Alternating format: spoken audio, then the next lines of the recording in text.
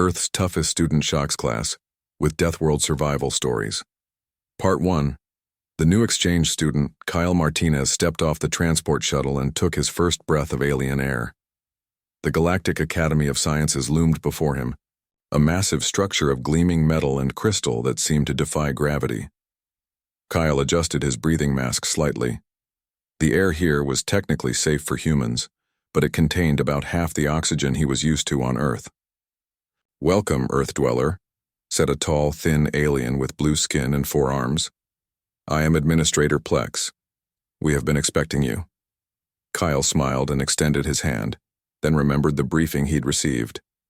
Many species found direct physical contact alarming. He quickly pulled his hand back. "Thank you for the welcome. I'm excited to be the first human exchange student here."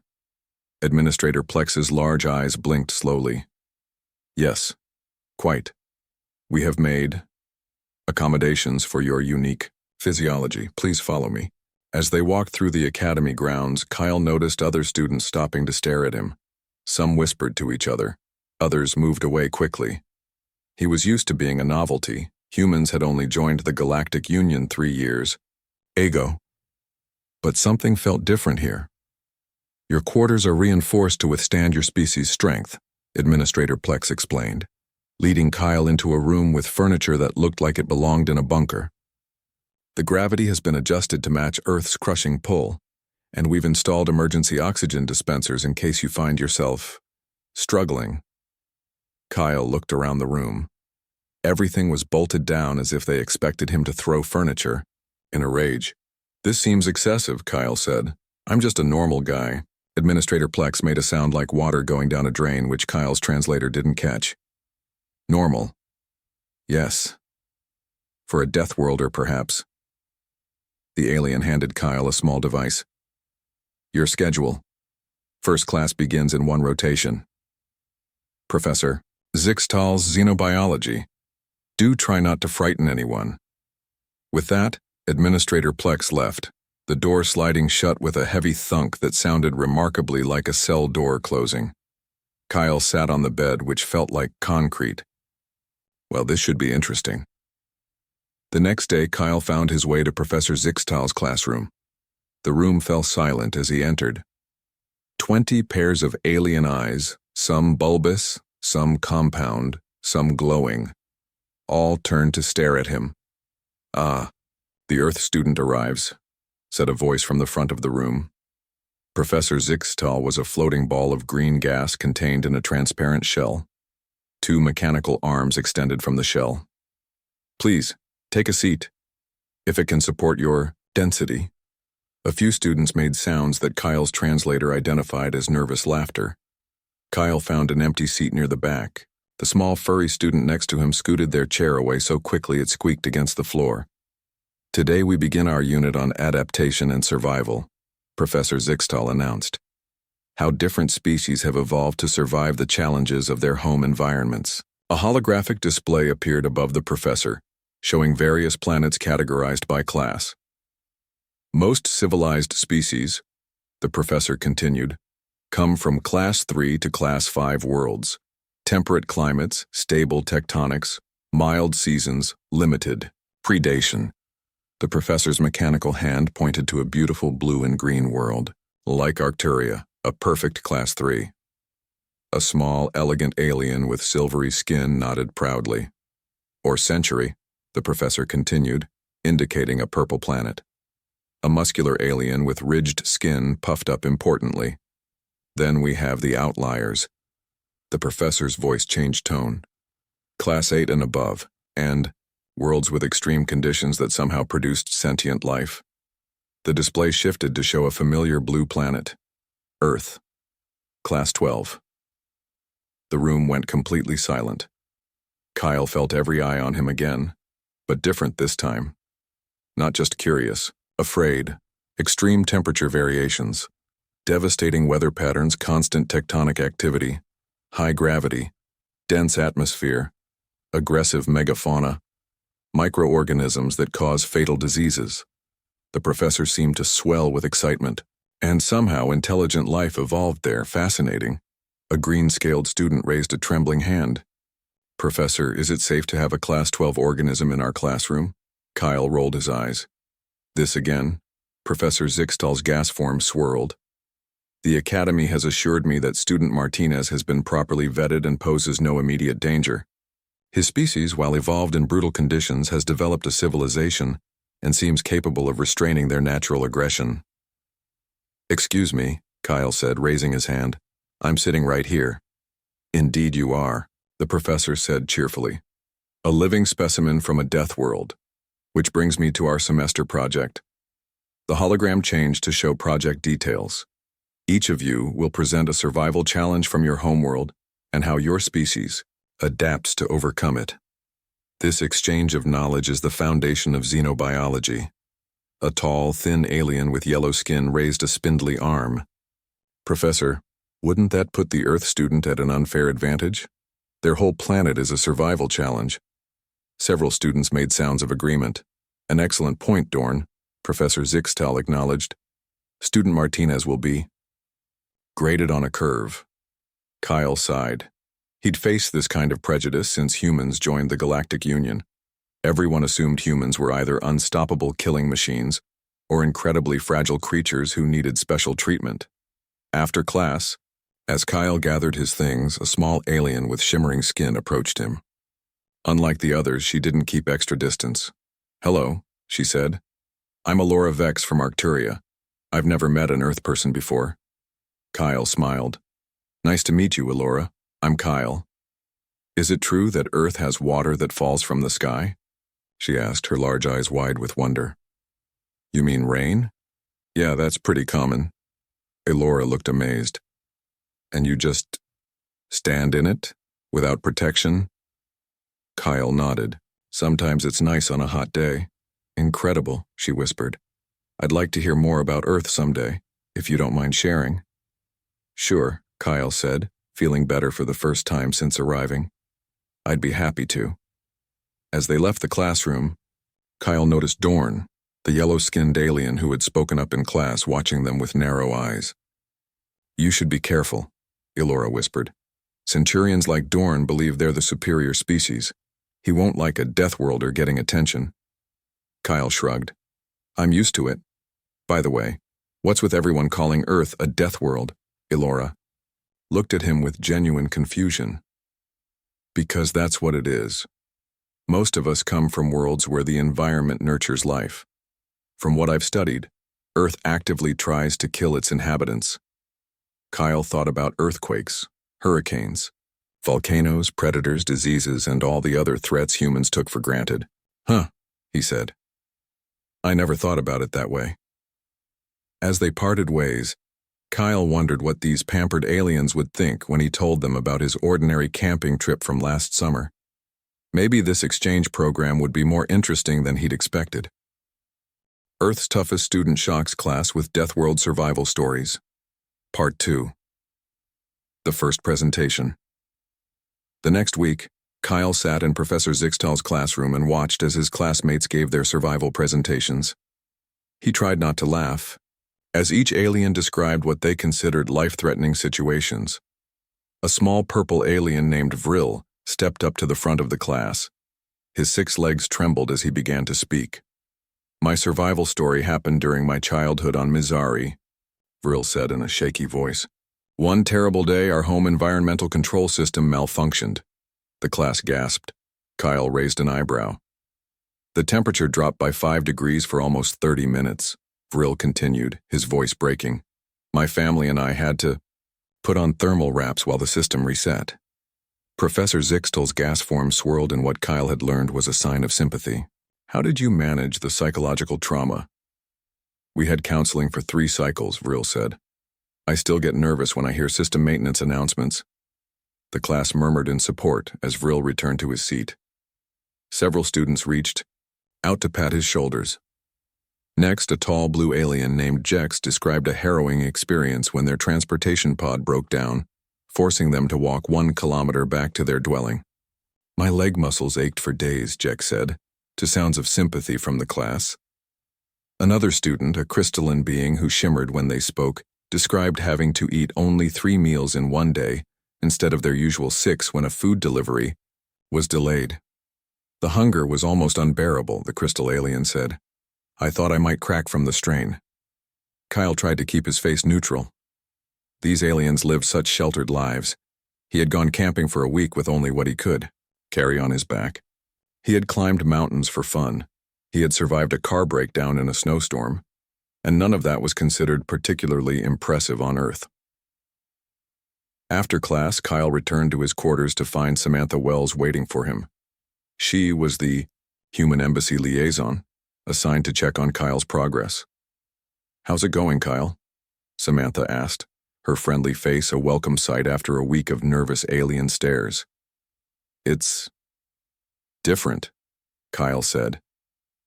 Everyone treats me like I'm made of glass and dynamite at the same time. Samantha laughed. That's about right, they're terrified of us, you know. First contact reports described humans as death-defying adrenaline junkies with inexplicable survival capabilities. That's ridiculous, Kyle said, dropping onto his concrete-like bed. We're just regular people. Regular people from a Class 12, Deathworld, Samantha reminded him. These folks come from paradise planets where nothing ever goes wrong. No predators, no natural disasters, perfectly controlled climates.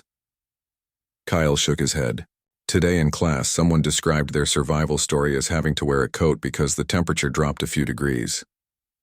I know it seems silly to us, Samantha said, but try to be understanding. And please, when it's your turn to present, don't frighten them too much.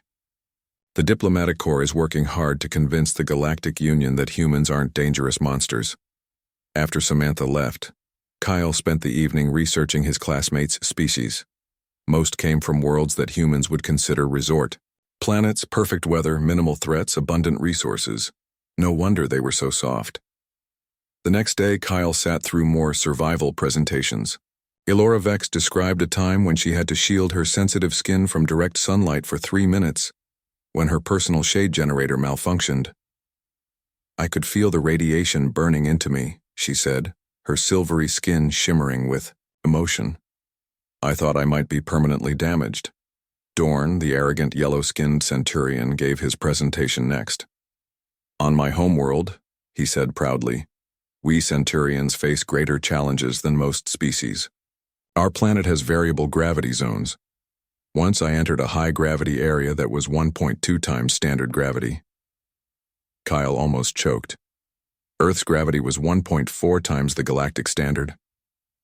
I was barely able to move, Dorne continued dramatically, but through superior centurion strength I managed to escape.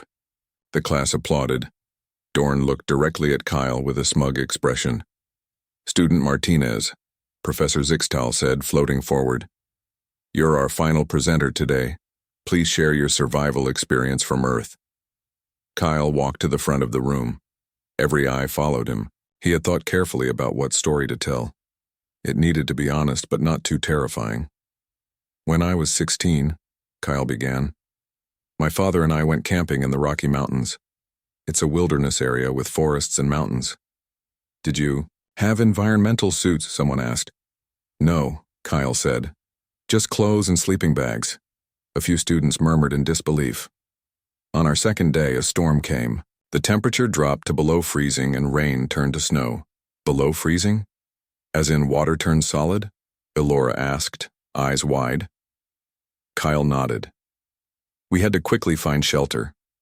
We built a small structure from tree branches and used our emergency blankets for warmth. You constructed a shelter with your hands? Professor Zixtal asked, fascinated. Yes. But that night, we heard a mountain lion nearby.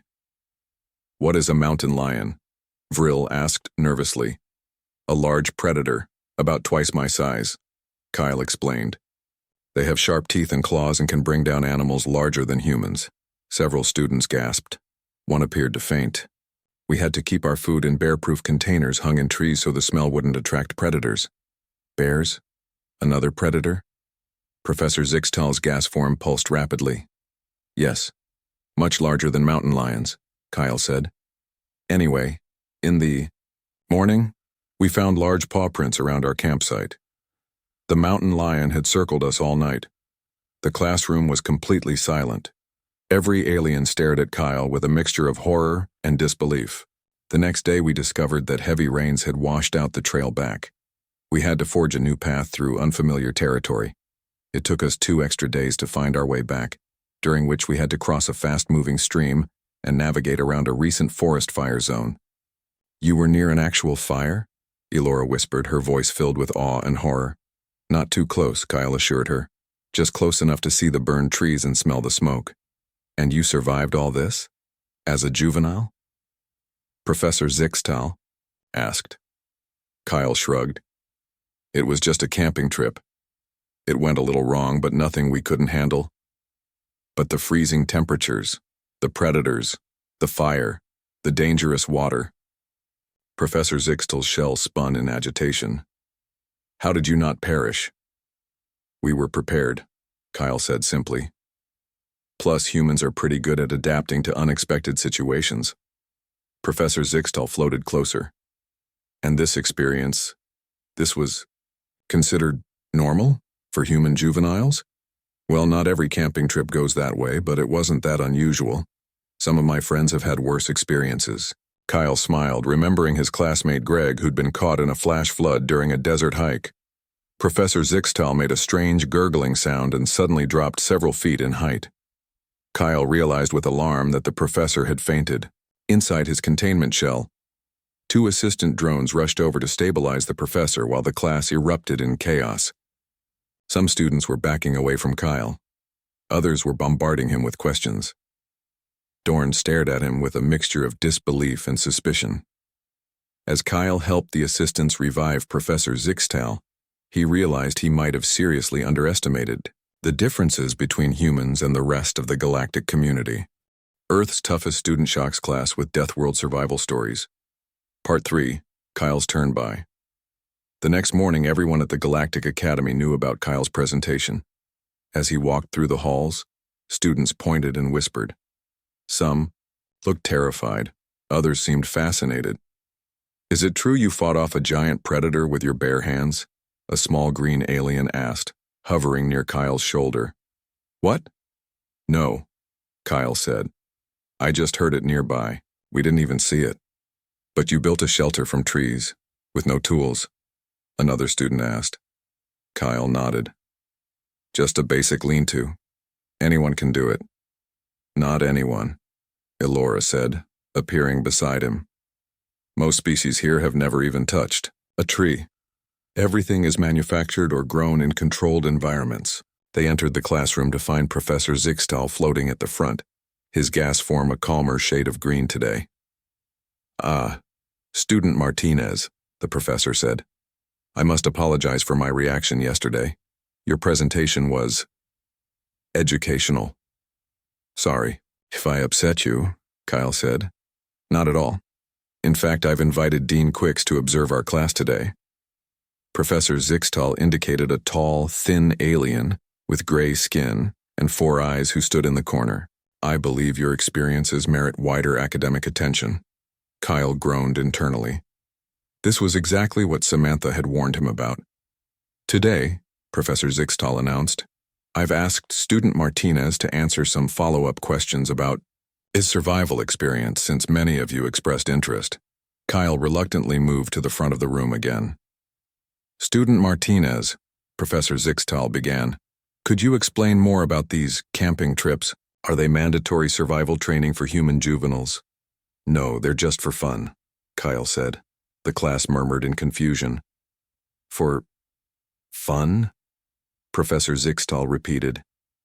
"You willingly expose yourselves to extreme temperatures, predators, and isolation for entertainment?" Kyle scratched his head. "Well, when you put it that way, it sounds weird. But yeah, humans enjoy experiencing nature. It's peaceful." "Peaceful?" Vril squeaked. "How is almost dying peaceful?" "We weren't almost dying," Kyle explained. "We were prepared. We had supplies, knowledge of the area, emergency gear." "What about the water you mentioned?" Elora asked. "The moving water you had to cross?" "The stream? It was only about knee-deep. The current was strong, but we used walking sticks for balance."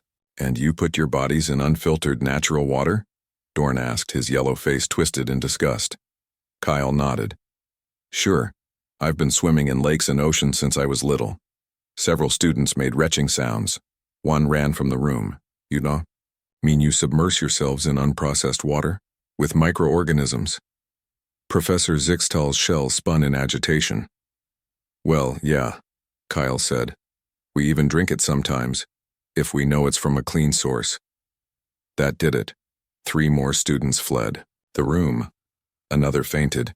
Professor Zixtal's gas form swirled violently. Perhaps that's enough detail for today, Dean Quick said, stepping forward. Student Martinez, I'd like to speak with you after class. When the class ended, Kyle approached Dean Quicks, who was talking quietly with Professor Zixtal. You wanted to see me, sir?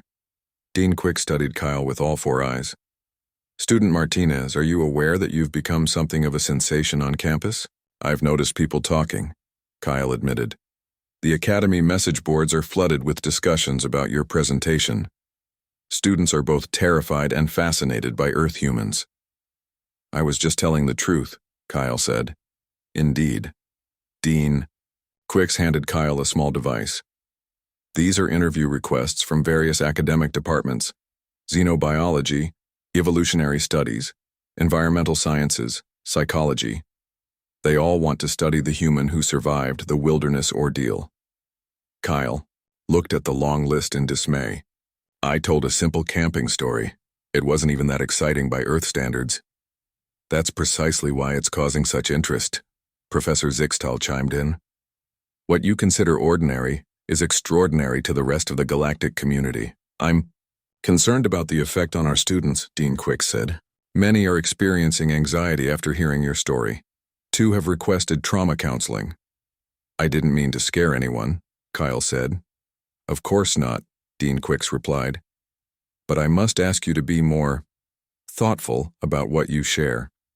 Perhaps focus on less extreme aspects of Earth life. After they left, Kyle sat alone in the classroom feeling frustrated. How could he talk about Earth without scaring everyone? Everything about his home planet seemed to terrify these aliens. Kyle? Elora appeared in the doorway. Are you okay? Not really, Kyle said. Apparently I traumatized half the school by talking about camping. Elora sat beside him. Unlike most aliens, she didn't keep extra distance. I thought your story was amazing, she said. Scary, yes, but also exciting. On my world, everything is safe and controlled. Nothing unexpected ever happens. That sounds nice, Kyle said. It's boring, Elora replied. We live thousands of years with nothing challenging us, nothing to overcome. Your species has achieved so much in such a short time because you have to struggle. Kyle had never thought about it that way. I guess humans are pretty good at adapting to problems. More than good, Elora said. You thrive on them. It's fascinating. They walked together through the academy gardens. Unlike Earth gardens with their natural growth, every plant here was perfectly shaped and placed in exact patterns. Everyone's talking about you, Elora said. You're the toughest student in the academy now. Kyle laughed. I'm really not. There are humans who climb mountains without gear, who dive to the bottom of the ocean, who live in deserts or Arctic regions. I'm just an ordinary guy. An ordinary guy from an extraordinary world, Elora said. I've been reading about Earth. Is it true you have these things called earthquakes where the ground actually moves? Yeah, the tectonic plates shift and tornadoes that can lift buildings into the air? Well, small buildings usually, and hurricanes that flood entire cities with water from the sky and ocean? Kyle nodded. They can be pretty destructive. Elora's silvery skin sparkled with excitement. And humans just live with these things? You don't all move to safer planets? Earth is our home, Kyle said simply. We adapt. We build stronger buildings. We create warning systems.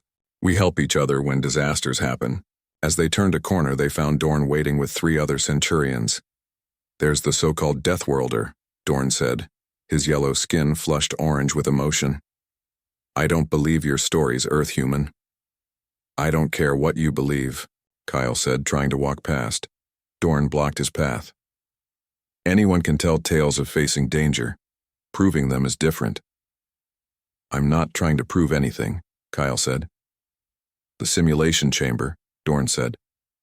The Academy has an environmental simulation chamber for xenobiology research. If you're really as tough as you claim, you'll demonstrate your abilities there. This is stupid, Kyle said. I'm not trying to show off. Are you afraid the simulation will reveal your lies? Dorne asked. The other Centurions laughed. He doesn't have to prove anything to you, Elora said, stepping between them. Stay out of this, Arcturian, Dorne snapped. This is between me and the Deathworlder. Kyle felt his patience wearing thin. Fine, I'll do your simulation, but then you leave me alone. Dorne smiled, showing pointed teeth. Agreed. Tomorrow after classes. The whole Academy will watch as we test Earth's toughest student. As Dorne and his friends walked away, Elora turned to Kyle with worry in her eyes. Why did you agree to that? Dorne will try to make you look foolish. Kyle shrugged. Maybe. It's time everyone saw what humans are really capable of, not just through stories.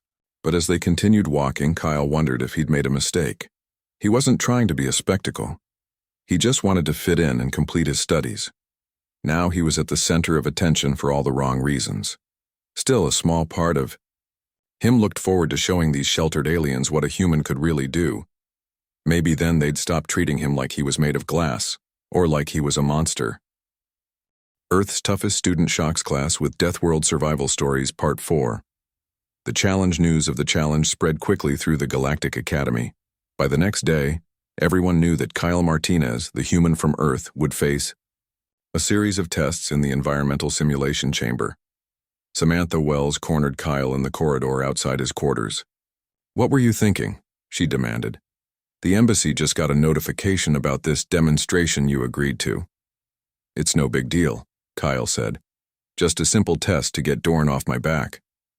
This is not simple, Samantha said. You're now all over the galactic news feeds. Human exchange student to demonstrate Deathworld survival skills. Do you have any idea how this looks? Kyle frowned. Like a school science project? Like we're showing off how dangerous humans are? Samantha paced back and forth. The diplomatic corps has spent years trying to convince the Galactic Union that humans aren't a threat, and now you're about to put on a public display of your survival abilities. Should I back out? Kyle asked. Samantha sighed. That might make things worse. Just try not to look too capable, okay? Don't do anything extreme. Later that day, Kyle arrived at the simulation chamber. It was a massive room with walls, ceiling, and floor made of some kind of shifting material that could change shape and texture. A control room with transparent walls stood at one end, filled with technicians and professors. To Kyle's surprise, the viewing area was packed with students and faculty. Professor Zixtal floated near the front, his gas forms swirling with excitement. Dean Quick stood nearby looking concerned. Even Administrator Plex was there, all four arms crossed as he watched Kyle enter. Dorne waited in the center of the chamber with a smug expression. I was starting to think you wouldn't show up, Earth-human, he said. Let's just get this over with, Kyle replied. Professor Zixtal's voice came through speakers. For this demonstration, we have programmed the simulation chamber to recreate conditions similar to those in Student Martinez's camping story. The simulation will begin with moderate challenges and gradually increase in difficulty. Kyle nodded. He'd faced real wilderness conditions before. A simulation should be easy. Remember, Samantha whispered from behind him. Don't show off. The first scenario will begin in 3, 2, 1, Professor Zixtal announced. The chamber transformed. The floor became uneven, covered with dirt and rocks. The walls changed to look like trees. The ceiling darkened, showing a cloudy sky. The temperature dropped several degrees. This is a basic Earth forest environment, Professor Zixtal explained to the audience. Temperature is 15 degrees Celsius. Gravity at Earth standard, 1.4 times galactic norm. Dorne immediately staggered, struggling with the increased gravity. "It's so heavy," he gasped. Kyle walked easily across the uneven ground, feeling perfectly comfortable. This was just like a normal hike. Student Martinez appears unaffected by the gravity, Professor Zixtal noted. Now, we will add weather conditions. The ceiling darkened further. A light rain began to fall. Wind blew through the trees, making the temperature feel colder. Dorne looked miserable, his yellow skin paling as water hit him. "Is this acid?" he cried out. "Just water," Kyle said, tilting his face up to feel the rain. "It feels nice," the audience murmured in amazement. "Increasing weather intensity," Professor Zixtal announced. The rain fell harder. Thunder rumbled overhead. The wind grew stronger, bending the simulated trees. "Now we will introduce a challenge," Professor Zixtal said. "Students must find shelter from the storm." Kyle quickly scanned the environment. He spotted a formation of rocks that would provide good cover. He jogged over to it, while Dorne crawled slowly after him, struggling with every movement. "The human moves with ease despite the harsh conditions," Professor Zixtal commented. "Remarkable adaptation to high gravity and adverse weather." Kyle reached the rocks and began gathering branches from nearby trees. Within minutes, he had constructed a simple lean-to shelter against the rock face, just as he had done on real camping trips. "Student Martinez has created a protective structure," Professor Zixtal noted with excitement, "using only natural materials and his bare hands." Dorne finally reached the rocks, panting heavily. "This is impossible," he gasped. "No one can function in these conditions." "It's not that bad," Kyle said, helping Dorne into the shelter.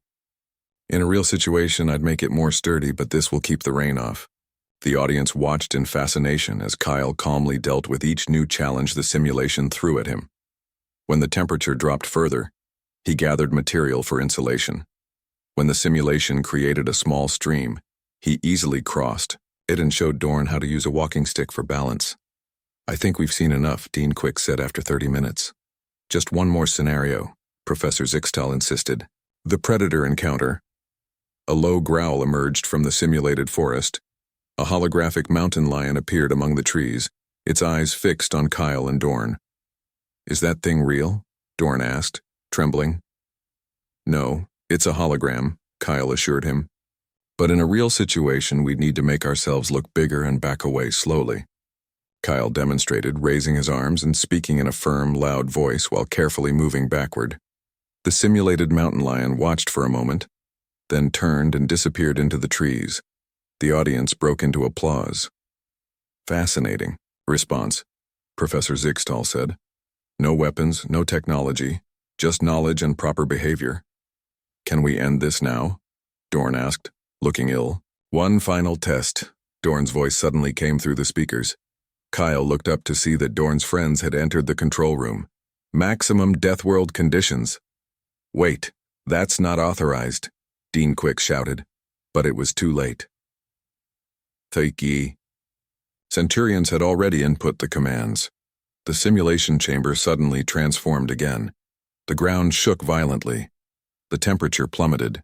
Snow began to fall heavily. Wind howled at dangerous speeds. "System overload," a technician yelled. "The safety protocols are disengaged." Kyle realized the situation had become genuinely dangerous. The ground split open in front of them, creating a deep crevasse. Dorne, weak from the gravity and cold, slipped toward the edge. Without hesitation, Kyle lunged forward and grabbed Dorne's arm, pulling him back from the edge. The ground continued to shake, making it nearly impossible to stand.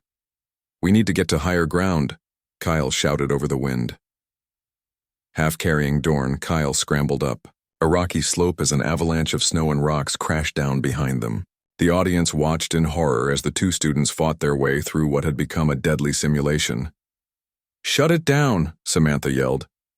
"We're trying," Administrator Plex responded. "The system isn't responding." Kyle's survival training kicked in. He found a protected spot behind a large boulder and pulled Dorne into it. The temperature was now well below freezing and ice was forming on their clothes. "Why are you helping me?" Dorne asked through chattering teeth. "I set this up to humiliate you." "That's not how humans work," Kyle said, taking off his outer shirt and wrapping it around Dorne's shoulders. "When things get dangerous, we help each other. That's how we survive on Earth." Dorne stared at Kyle in confusion and growing respect. Finally, the simulation shut down. The chamber returned to its normal empty state. Medical drones rushed in to check on Kyle and Dorne.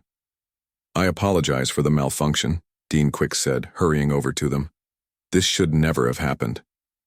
"It wasn't a malfunction," Kyle said, looking pointedly at Dorne's friends who were trying to slip away unnoticed. Dorne stood up shakily. "The human saved my life," he announced loudly, after I tried to make him look foolish. "Earth humans don't just survive hardship, they help others survive it too." A hush fell over the crowd. Then Alora started clapping. Soon everyone joined in applauding as Kyle helped Dorne walk out of the chamber. Professor Zixtal floated up to them, his gas form a bright, excited green. "Student Martinez, that was the most extraordinary demonstration of adaptation and survival I've ever witnessed, and more importantly, of cooperation across species. Would you be willing to give a special lecture to the entire Academy about human survival techniques?" Kyle looked at Samantha, who sighed but gave a small nod. "I guess I could," Kyle said, "but I think there's more to the story of Earth than just our ability to survive danger." As they left the chamber, students crowded around, asking questions and wanting to touch Kyle's hand.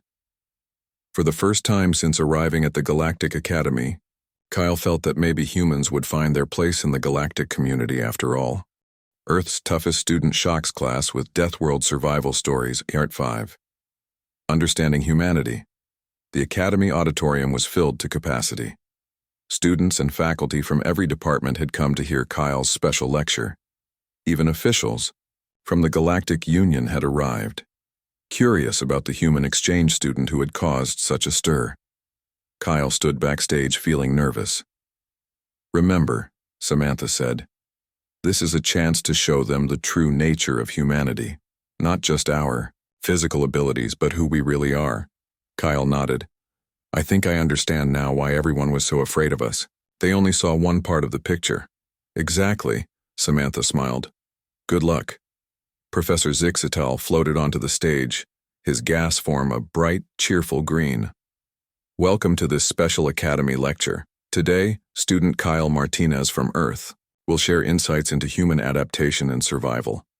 Following his remarkable demonstration in the simulation chamber, interest in human capabilities has reached unprecedented levels." The professor's mechanical arms gestured toward the side of the stage. "I present to you Kyle Martinez of Earth." Kyle walked onto the stage to enthusiastic applause. He spotted Alora in the front row, smiling encouragingly. Dorne sat nearby, no longer looking hostile. "Thank you for coming," Kyle began.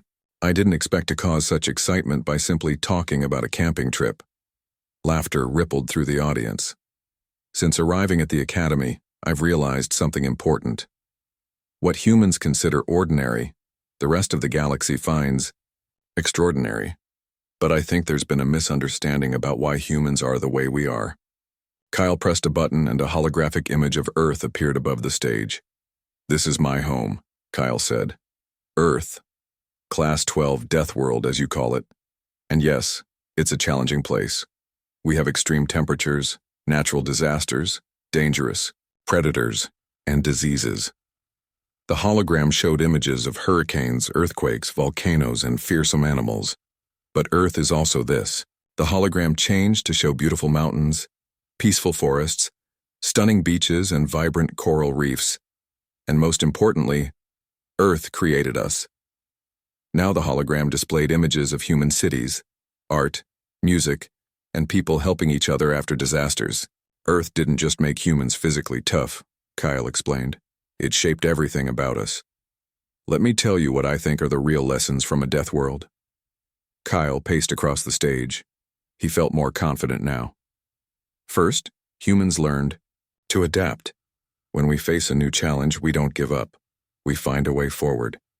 This isn't just about physical survival. It's about our minds. We solve problems.